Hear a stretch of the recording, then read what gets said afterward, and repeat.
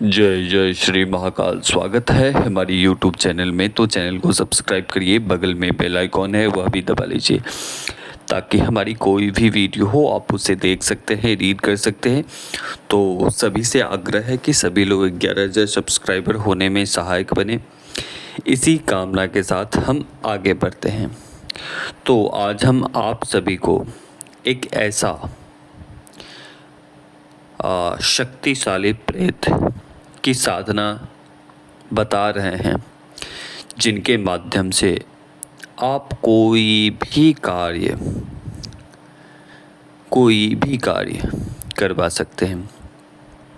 यह प्रेत 100 जिन्नों के बराबर यह एक शक्तिशाली प्रेत है।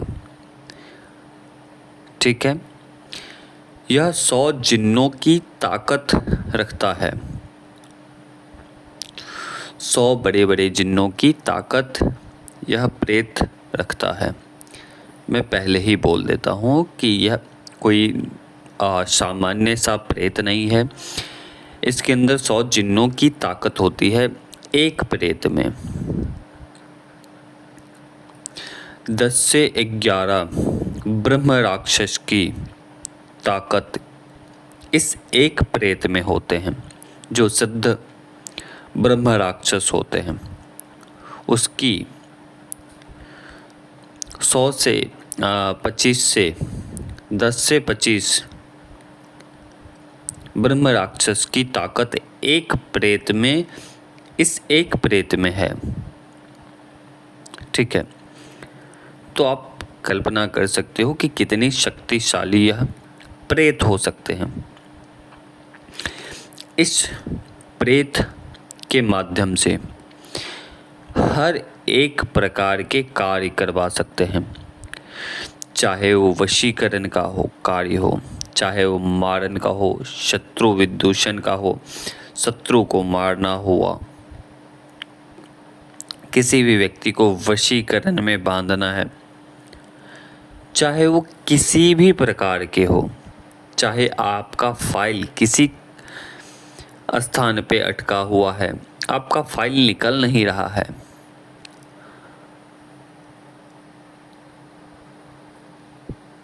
हर एक प्रकार के कार्य जो कहते हैं ना शिफ्टिंग वगैरह, वो सभी प्रकार के कार्य यह एक प्रेत कर सकता है।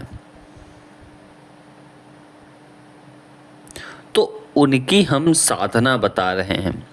कुछ समय पहले कुछ साधकों ने बताया कि गुरुजी हमें कोई शिफ्टिंग वाला साधना दीजिए। तो मैं आज वही बता रहा हूँ कि उनकी साधना किस प्रकार से कर सकते हैं। यह एक शक्तिशाली प्रेत के माध्यम से कोई भी कार्य इनके माध्यम से करवा सकते हैं। ये आवश्यक नहीं है कि केवल शिफ्टिंग का ही कार्य वो कर सकते हैं, हर एक प्रकार के कार्य कर सकते हैं। चाहे वो वशीकरण के हो, चाहे वो धन से जुड़े हो, व्यापार से जुड़े हो, किसी भी प्रकार के कार्य इस प्रेत के माध्यम से करवा सकते हैं। ठीक है, तो आज हम कैसे करनी है वो हम सामग्री आपको बताते हैं। मुख्य आपको कुछ सामग्री लेने हैं। जैसे थोड़ी सी सिंदूर आपको लेनी है,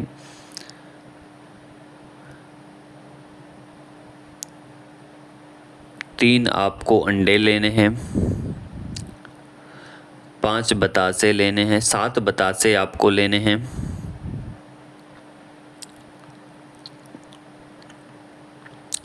काला भस्म आपको लेने हैं। कोई भी काला भस्म आप ले सकते हैं, या ऐसा संभव ना हो भस्म ना मिले तो आप कोपर के उपले से भस्म बना सकते हैं। अगर ऐसा संभव ना हो तो काजल का प्रयोग कर सकते हैं। ठीक है, ये हो गए आपको 1 मीटर के करीब आपको लाल कपड़े लेने हैं, एक दीपक रखने हैं,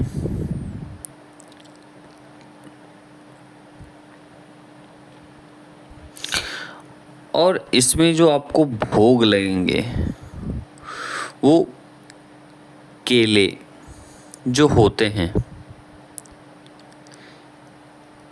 केले को तलना है। ठीक है, केले जो होते हैं वो जो जैसे किस प्रकार से हम आपको बताएं, कच्चे केले होते हैं उसको आपको बेसन में डाल के या उड़द की दाल में डाल के उसको तलने हैं और उसे निकालने हैं। निकालने के बाद कम से कम 2 या 3-4 बना लेनी है, इतनी संख्या में निकालें, बना लें। यह संख्या आपको, ये क्रिया आपको स्वयं बनानी है। ये जो बनाने की प्रक्रिया होगी वो आपको खुद ही बनाने होंगे। ठीक है, ऐसा नहीं है कि घर में कोई है तो उससे आपको बनवानी है, आपको स्वयं अपने हाथों से जैसा भी हो उस प्रकार से आपको बनाने हैं। या आपको कोई दिखाने वाला हो कि किस प्रकार से कैसे बनाते हैं तो वो आप उनके माध्यम से, उनके डायरेक्शन में आप इसको तल सकते हैं, बना सकते हो। ठीक है, वो आपको लेनी है। और उसके बाद जो भी भोज्य पदार्थ होते हैं, जैसे उड़द से बनी हुई पापड़ हो गए, वो उसका प्रयोग कर सकते हो, वो भी साथ में रख सकते हैं। ठीक है, ये सामग्री लेकर, सभी जो सामग्री हैं, और जो उसी सामग्री में आपको गेंदे के पुष्प लेने हैं, रखने हैं। ठीक है, 5-7 ले लेने हैं, और एक गुलाब का पुष्प, और कोई भी इत्र, मजमुए का हो या जास्मीन का हो या केवड़े का हो, कस्तूरी का हो, कोई भी इत्र ले लेना है। यह सबसे सर्वोत्तम होगा कि आप चमेली का इत्र ले लें। ठीक है, और फिर जाएं उस क्षेत्र में जहां आपको साधना करनी है। यह साधना प्रायः घर से बाहर ही रहकर करनी होगी। इस साधना को घर में बिल्कुल भी नहीं करना है। ठीक है, तो जो आज हम साधना बता रहे हैं वो सभी अभी तक के जो हमने साधना दिए हैं उन साधनाओं में से शक्तिशाली यह प्रेत साधना है।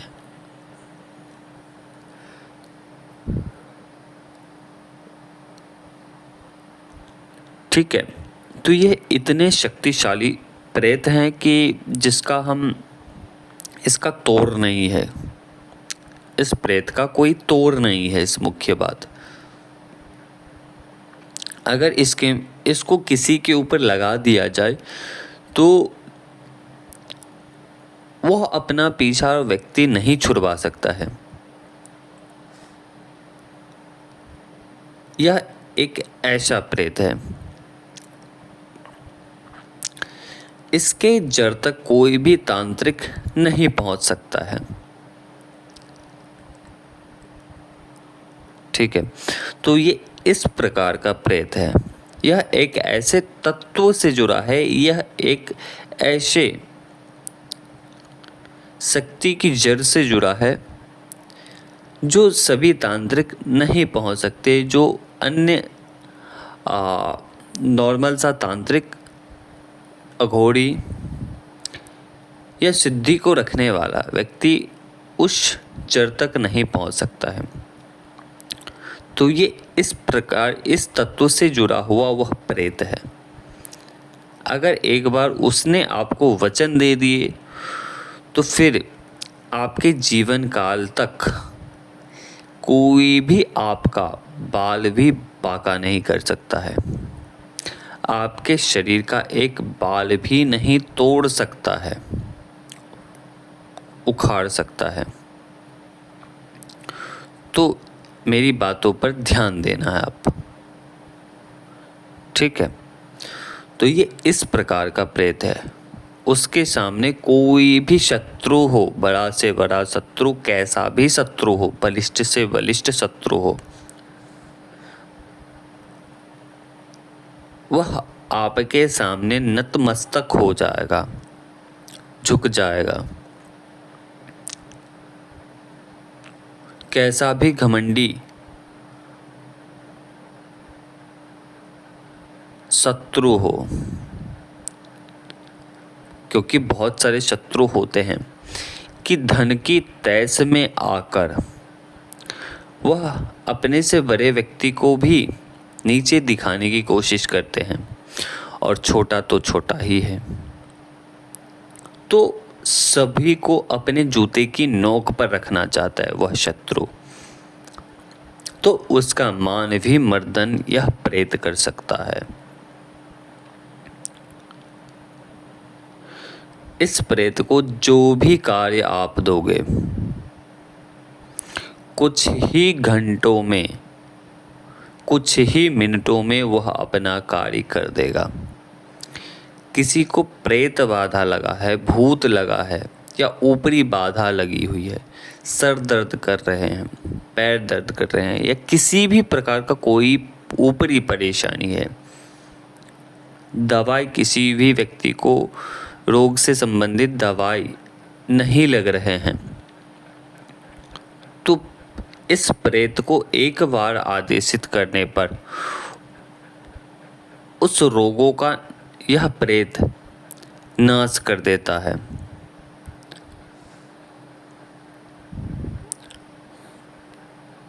वह रोगी तुरंत ठीक हो जाता है।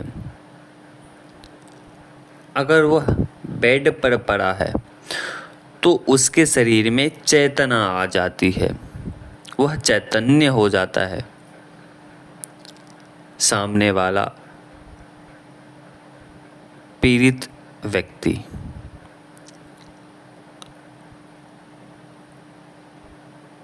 सामने वाला रोगग्रसित व्यक्ति, उसके शरीर में चैतन्यता आ जाती है। वह समय आने पर अपने कार्यों को करने लगता है। जो बेड पर लेटा है, तो ये एक ऐसा प्रेत है। कोई आपका फाइल रखा हुआ है कहीं भी, आपका कार्य रुका हुआ है उस फाइल के कारण, या आपकी उस फाइल के कारण आपकी यात्रा रुकी हुई है,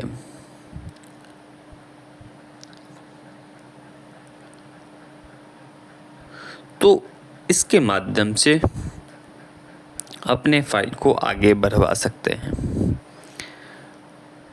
इस प्रेत के माध्यम से लोग कहते हैं शिफ्टिंग का कार्य इस प्रेत के माध्यम से क्रिया करके शिफ्टिंग का भी यह कार्य कर देता है आपके। तो कहने का तात्पर्य यह है कि यह प्रेत इतने शक्तिशाली हैं कि आपके कोई भी कार्य हर एक आदेश पर आपके कार्य को पूर्ण करता है।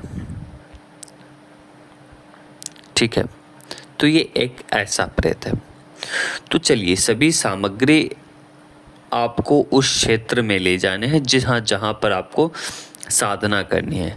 साधना आप एकांत स्थान पर कर सकते हैं, या जहाँ बट वृक्ष हो, पीपल का पेड़ हो, बबूल की पेड़ हो, उसके आसपास वाले क्षेत्र में आप कर सकते हैं।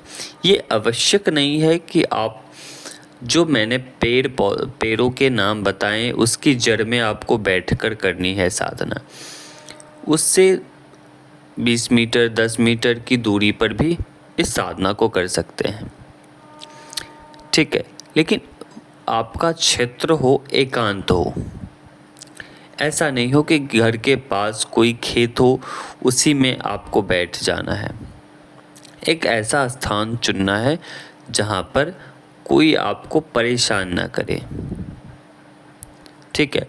और यह साधना आपको घर से दूर रहकर करनी है, घर पे नहीं करना है, घर के आसपास नहीं करने हैं, ठीक है।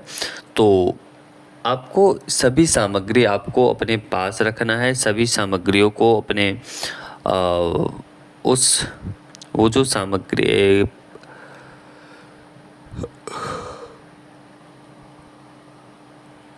वस्त्र आपने लिए हैं, वस्त्र के ऊपर सभी सामग्री स्थापित करना है, रखना है। और जो बतासा आपको लेंगे उसके ऊपर थोड़ी सी सिंदूर डालनी है, सभी बतासों के ऊपर थोड़ी थोड़ी सिंदूर डालनी है, चुटकी से आपको डालनी है।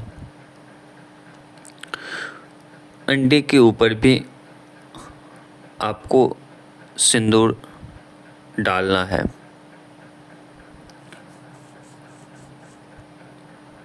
वस्त्र के चारों कोनों के ऊपर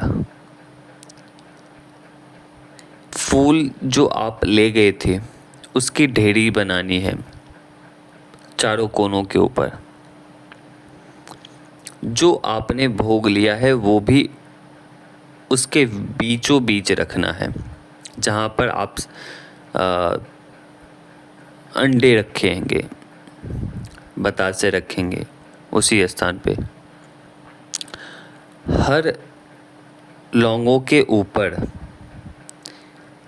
दो दो सभी बतासों के ऊपर दो दो लौंग रखनी है, ठीक है। और सभी सामग्री जो आपके भोग की रहेगी वो अपने समक्ष रखनी है। आपको एक दीपक लेने हैं, धूप लेने हैं और एक कील लेनी है आपको।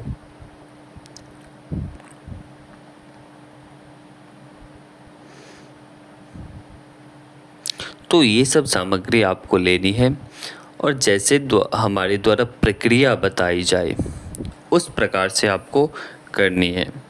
पहले दिन दूसरे दिन कोई भी अनुभव नहीं होंगे, दूसरे दिन फिर तीसरे दिन से थोड़ा बहुत अनुभव होगा। इस प्रकार से जब वह 11वें दिन आपका समय पूर्ण होता है, 3 दिनों के बाद से वह अपना प्रभाव दिखाना आरंभ कर देता है। तो जो साधक करेगा इस साधना को वही बता सकता है कि इसके अनुभव क्या होंगे, क्या हुए, ठीक है। तो जब 10वें दिन वह प्रेत आ जाता है तो आपको उनसे वचन लेनी है। इस बीच में आपको बहुत सारी आपको भ्रांतियाँ फैलाएंगे कि तू उठ जा, कोई शक्ति आएगी आपको बोलेगी कि उठ जा, कोई मोहिनी शक्ति आएगी वो बोलेगी कि चला जा, कोई माँ बन के आएगा कि हे पुत्र तुम यहाँ से चले जाओ, कोई शक्ति छोटी मोटी शक्ति आएगी कि तू क्या चाहता है तू बोल, मैं तुम्हें इतना धन दूंगा, तू चला जा। तो लोभ लालच भी देंगे, धमकाएंगे भी, उठाने की भरपूर प्रयास करेंगे, मोहिनी बन के आएंगे, आपको साधना से उठाने के भरपूर प्रयास करेंगे वह मोहिनियाँ। तो उठने नहीं है आपको। अगर आपने उस स्थान को छोड़ दिया, भाग गए, तो फिर साधना उसी स्थान पर वह खंडित हो जाएगी। ठीक है। दूसरी बात कि आपको अपने गुरु के ऊपर प्रबल विश्वास होना चाहिए कि किसी भी स्थिति में आपके गुरु